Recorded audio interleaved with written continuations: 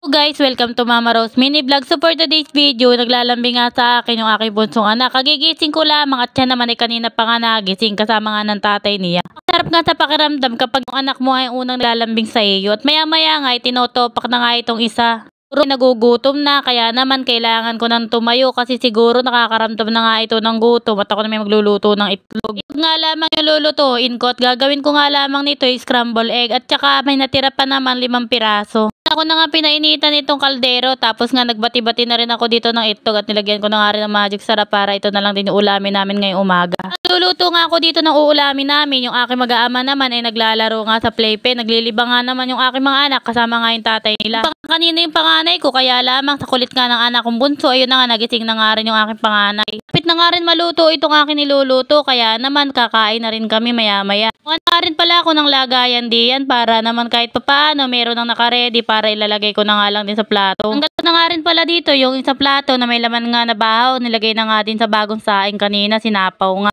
Na rin yung itlog at luto na at akin na nga rin aahonin at gutom na rin talaga yung iba dito mga kasama ko. Kumakain nga kami dito ay ang aking anak naman na bunso karga-karga ko nga tapos nga kumuha na nga rin ako ng ketchup para yun na lang din yung sausawan namin sa itlog para masarap lalo ang kain namin. Pang kumakain nga kami dito ay akin na nga rin sinusubuan yung panganay ko nga tapos nga yung bunso ko sinusubuan ko rin nga. Ganito talaga kami pag kumakain lagi kong kasama itong mga anak ko. Mamaya nga pagkatapos nga nitong kumain ay paliliguan ko na at pagtututbrushing ko na nga itong panganay ko kasi nga may pasok pa mamaya at hindi ko na rin siya ihahatid kasi kaya niya naman na. Pinapaliguan ko nga siya para nga hindi malamig ay nagpapakulo na nga rin ako dito ng tubig. Mamaya nga magpapakulo na nga rin ako ng tubig. Sinusubuan ko naman yung aking panganay. Yun nga nabusog na nga siya dahil nga sa dami nga ng sinubo ko sa kanya kasi sinisigurado ko nga nabusog nga siya. Sa akin na mama busog na ako pero sabi ko nga sa kanya kumain ka lang dito ay hindi ka pa tapos. Kasi nga kapag sinusubuan ko minsan yung anak ko sasabihin niya busog na siya pero ang totoo hindi siya busog pero mamaya manghihingi na naman siya ng pagkain kaya sinisigurado ko nga busog siya bago siya pumasok.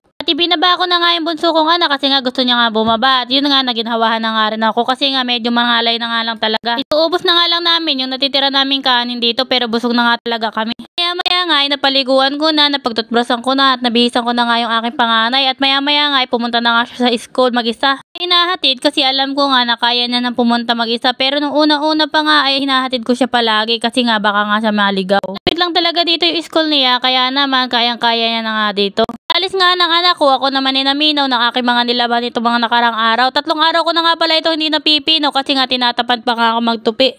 Tamad nga ako kasi nga sabi ko ang dami ko pa rin gagawin pero okay lamang ito na lang din ang gagawin ko. Tapos nga yung bunso ko nga anak ay natutulog kasama nga ng aking asawa. Pinaliguan ko kasi yung aking bunso kasama nga ng aking anak na panganay. Kasi sa dalawa yung pinakuluan ko nga tubig at pagkatapos ko nga paliguan yung panganay ko napansin ko nga basa yung damit ng aking bunso tsaka may tae rin kaya naman pinaliguan ko na nga rin. Nagpunta nga dito kanina yung nanay biyanan ko nga habang nagtutupi nga ako kasi nga sinauli nga niya dito yung bill ng kuryente tsaka nagbigay nga ng sukli nga namin kasi nagbayad nga kami ng bill ng kuryente doon sa amin paupahan.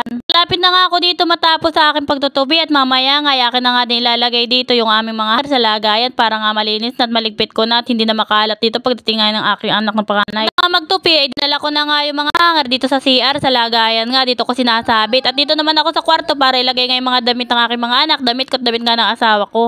Ko na nga rin pala yung mga bedsheet tsaka mga tuwalya dito sa mga lagayan pati nga mga face towel tsaka lahat ng iba pang mga gamit dito sa amin. Pasensya nyo na nga pala itong voice over ko kasi biglang umingay nga sa lakas nga ng ulan.